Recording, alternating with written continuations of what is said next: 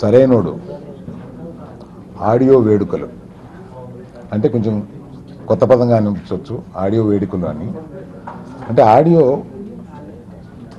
April 1వ తారీఖున release అయ్యి చాలా పెద్ద హిట్ అయిన తర్వాత వాటిని జనరల్గా ఏం చేస్తారంటే ఒక పెద్ద ఫంక్షన్ చేసి ఆడియో రిలీజ్ చేసి వదిలేస్తారు.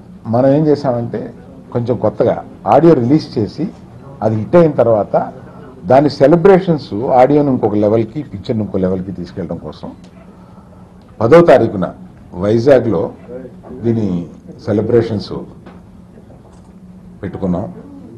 అది గంటా గారి ఆధ్వర్యంలో ఈ సెలబ్రేషన్స్ జరుగుతాయి. చిరంజీవి గారు ముఖ్య అతిథిగా విచ్చేయబోతారు దీనికి. ఇదే కాకుండా ముఖ్యంగా ఈ ఈవెంట్ వైజాగ్లో జరగడానికి ఒక బ్యాక్గ్రౌండ్ ఉంది. అది మీ అందరితో పంచుకోవాలని ప్రత్యేకంగా వచ్చినట్టు అనిపిస్తుంది నాకు. ఎందుకంటే వైజాగ్ని ఫిల్మ్ ఇండస్ట్రీని వైజాగ్కి తీసుకురావాలని, వైజాగ్లో కూడా ఫిల్మ్ ఇండస్ట్రీ బాగా డెవలప్ అవ్వాలని విపరీతమైన తాపత్రయంతో గంటా గారు ఓ 2-3 మీటింగ్లు హైదరాబాద్లో పెట్టారు. నేను అన్ని మీటింగ్లకి అటెండ్ అయ్యాను. ఆయన సరే ఆ మీటింగ్లు అయిపోయింది ఒక ఎత్తు. నేను మామూలుగా ఆడియో సెలబ్రేషన్స్ అని ఏదో నా స్నేహితులు అవడం వల్ల నేను మామూలుగా ఆడియో సెలబ్రేషన్స్ ఇలాగా చేయాలనుకుంటున్నాము, ఆడియో రిలీజ్ చేయాలనుకుంటున్నాము అని అంటే అదేంటది వైజాగ్లో చేయాలి కదా అని ఆయన వైజాగ్ మీద తనకున్న ఆ ఇంట్రెస్ట్ కొద్దీ, నా మీద ఉన్న చనువు కొద్దీ కానీ, బన్నీ మీద ఉన్న ప్రేమ కొద్దీ కానీ, మా కుటుంబానికి ఈయనకి ఉన్న సంబంధం కానీ ఇవన్నీ కలిపితే ఆయన వైజాగ్ ఈ సెలబ్రేషన్స్ వైజాగ్ వచ్చేటట్టు చేశారు. ఇవాళ ఇట్లాగా ఒక ఇన్సిడెంట్గా ఒక ఫంక్షన్గా ప్రారంభించి ఫిల్మ్ ఇండస్ట్రీ ఇక్కడ కూడా డెవలప్ అవ్వడానికి దోహదపడాల్సిన బాధ్యత ఫిల్మ్ ఇండస్ట్రీలో ఉన్న అందరికీ ఉంది. ఇప్పటికే ఒక రంగంలో ఇది ఒక టూరిజం డెస్టినేషన్ కాతా ఉంది.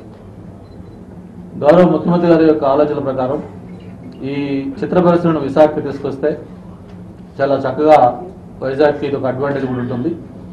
పరిశ్రమ అభివృద్ధితో పాటు టూరిజం అభివృద్ధి కావడానికి కూడా అదొక అట్రాక్షన్ లాగా ఉంటుంది. కాబట్టి ఈ సినిమా పరిశ్రమని వైజాగ్కి ఎలాగైనా తీసుకురావాలనేది ముఖ్యమంత్రి గారి యొక్క ఆలోచన.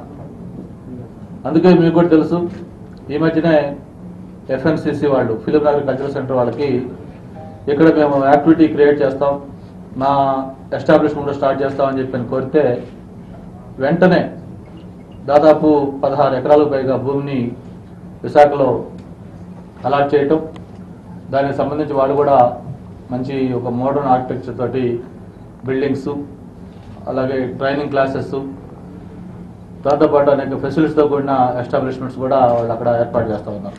అన్నీ కూడా ప్రత్యేకించి వైజాగ్ అంటే ఒక స్పెషల్ ఇంట్రెస్ట్ ఉంది. నాతో 2-3 సార్లు ఫంక్షన్లో కలిసినప్పుడు కూడా ఇట్లా వైజాగ్లో నేను స్టూడియో పెడతాను, నాకు ఏదైనా మీరు అక్కడ ఏ ప్లేస్లో బాగుంటుందో చూడడానికి కూడా ప్రత్యేకంగా కోరడం జరిగింది. దాంతోపాటు బాలకృష్ణ గారు కూడా ఈరోజు వైజాగ్లో ఒక స్టూడియో పెట్టాలని చెప్పని ఆయన కూడా చెప్తా ఉన్నారు. దాంతోపాటు రామ్ చరణ్ పెడతానంటున్నారు. మొన్న రాజేంద్ర ప్రసాద్ గారు వచ్చి కలిసి వెళ్ళిపోయారు, ఆయన కూడా ఒక స్టూడియో పెట్టాలని ఇక్కడ.